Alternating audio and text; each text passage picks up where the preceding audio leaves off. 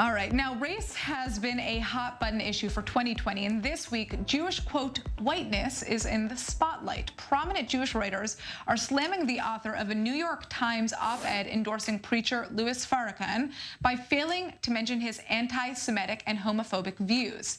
This author, Nat Hopkinson, is a culture professor at Howard University. She has hit back, saying that people who have, quote, become white shouldn't be educating black people on oppression, hinting at these Jewish critics. So the bottom line is, are Jews white?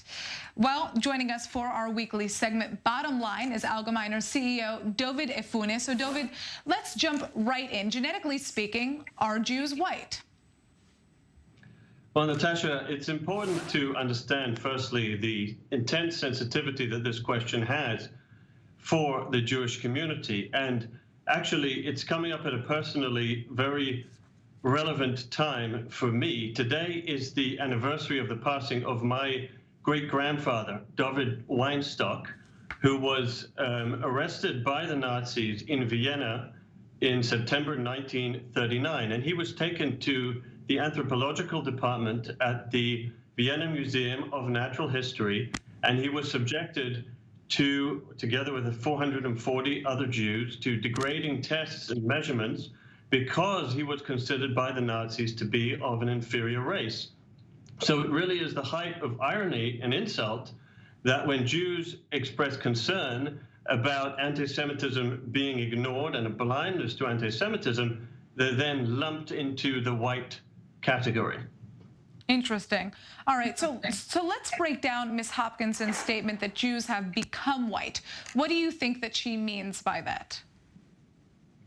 Well, in the language of wokeness, which is, how I would describe the ideology to which she belongs, whiteness isn't just a description of the lowest rung on the ladder of victimhood.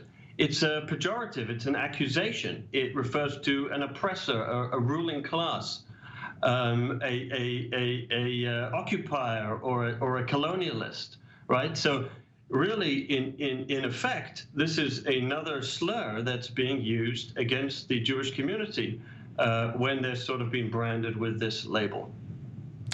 Now, most bureaucratic forms in the U.S. require race identification, but limited options exist for many minorities who fall between the cracks here. Is the American system of race identification flawed, in your opinion? Look, there's probably a limit to how many options you can put on these forms. I can tell you in my own experience that I always leave them blank because I don't feel that there's a category that refers to me specifically.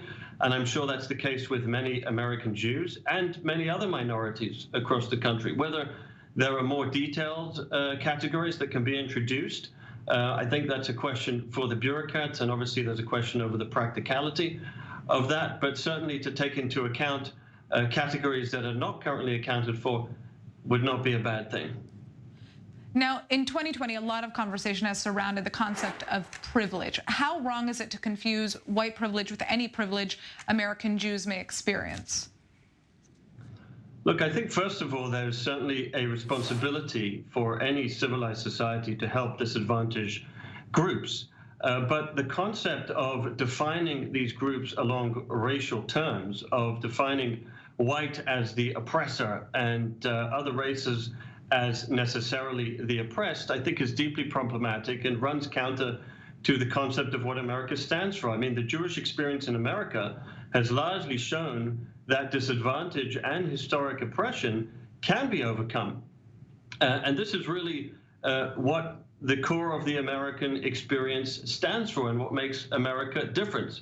So sort of defining and throwing people into boxes on the first day, even from childhood, which some of this ideology works, I think is damaging and certainly not helpful in terms of the bottom line result, which is allowing every person the opportunity, the bottom line goal, which is allowing every person the opportunity to achieve in America, no matter where they come from, what their background is, and certainly what their race is.